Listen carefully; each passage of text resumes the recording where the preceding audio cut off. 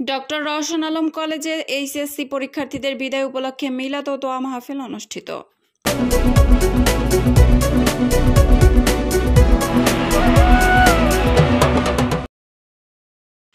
আসসালামু আলাইকুম। এডিপি বাংলার সংবাদে সবাইকে স্বাগত জানাচ্ছি। আমি সুমা আহমেদ। বাঞ্ছারামপুর থেকে শফিকুল ইসলামের পাঠানো তথ্যচিত্রে দেখুন বিস্তারিত। ব্রাহ্মণবাড়িয়ার বাঞ্ছারামপুর উপজেলার ডক্টর রওশন আলম কলেজে 2025 সালের এসএসসি পরীক্ষার্থীদের বিদায় উপলক্ষে এক হৃদয় ছোঁয়া মিলাদ ও দোয়া মাহফিল অনুষ্ঠিত হয়েছে। বৃহস্পতিবার সকাল 10টায় কলেজ অডিটোরিয়াম প্রাঙ্গণে এই অনুষ্ঠানের আয়োজন করা হয়।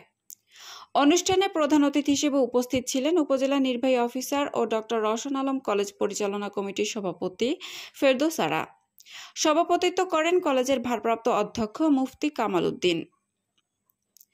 বিশেষ অতিথি হিসেবে উপস্থিত ছিলেন বাংলাদেশ সরকারের শিল্প মন্ত্রণালয়ের অবসরপ্রাপ্ত অতিরিক্ত সচিব শ্রী বাবু নারায়ণ চন্দ্র দেবনাথ, উপজেলা মাধ্যমিক শিক্ষা কর্মকর্তা গোলাম ফারুক, ফরদাবাদ ইউনিয়ন পরিষদের সাবেক চেয়ারম্যান মহিউদ্দিন আহমেদ সেলিম, কলেজের অ্যাডহক কমিটির সদস্য ও সাংবাদিক শফিকুল ইসলাম, বিএনপি নেতা আবুল কালাম আজাদ এবং জয়নাল আবেদিন।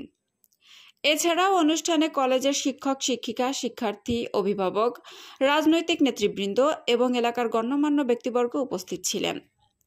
বক্তারা বলেন, এই বিদায় কোনো চিরবিদায় নয়, এটি কেবল এক ধাপ পেরিয়ে নতুন এক জীবনের শুরু।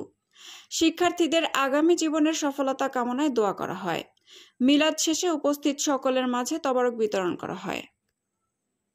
ফেসবুক এগুলো থেকে অবশ্যই দূরে থাকতে হবে, এটা নিজের স্বার্থে। এই সময়টাতে আমি স্বার্থপর হতে হবে, প্রচন্ড পরিমাণে স্বার্থপর হতে হবে আমাকে, না হলে আমি সফলতা পাবো না। অন্যের কথা চিন্তা করবো, বন্ধুর সাথে গসিপ করবো, কিন্তু পরীক্ষার পরে যথেষ্ট সময় পাবে। আর যখন জীবনে তুমি যখন সাকসেস হয়ে যাবে, তখন তোমার বন্ধু কিন্তু অভাব হবে না। যদিও সেগুলো সুসময়ের বন্ধু, আমরাও আমাদের সুসময়টা কাটানোর জন্য তো বন্ধু পাবো, কিন্তু এখন যদি তুমি এই পর্যায়ে ঝরে যাও, এটা শুধুমাত্র তোমার জন্যই অসম্মানকর নয়, তোমার পরিবার, পরিজন, সকলের জন্য। এটা তোমরা ভালো করে জানো, এসএসসি পরীক্ষার পর্যায়ে শিক্ষার্থীরা হয়নি, তাদের বাবা মায়ের জন্য এটা কি পরিমাণ একটা সামাজিক হ্যারাসমেন্ট বলবো, সবথেকে বেশি সামাজিক কটূক্তির শিকার হতে হয় বাবা মা।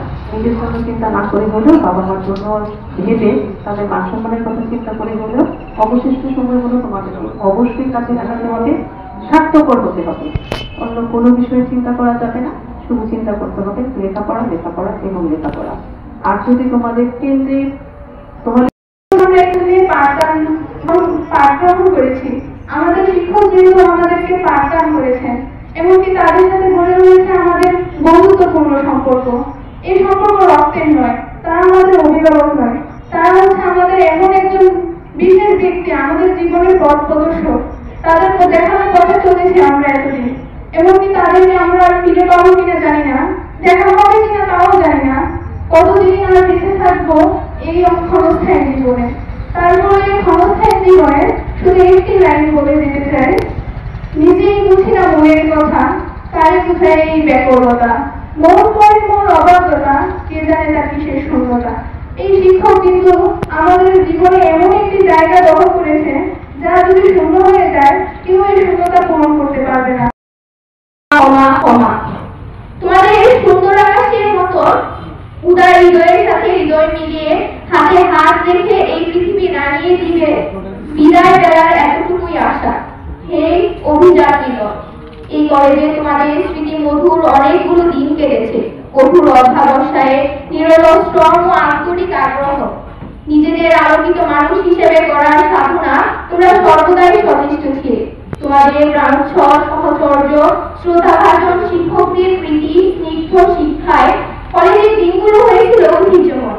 আজ ভবিষ্যতের সিঁড়িতে তোমরা যখন প্রজ্ঞার ছায়া ফেলতে যাচ্ছ, তখন বলি, এই কলেজের স্মৃতিময় দিনগুলো আর প্রিয় শিক্ষক শিক্ষিকাদের ঐকান্তিক আবেদনময় অবদানের কথা যেন তোমরা ভুলে না যাও।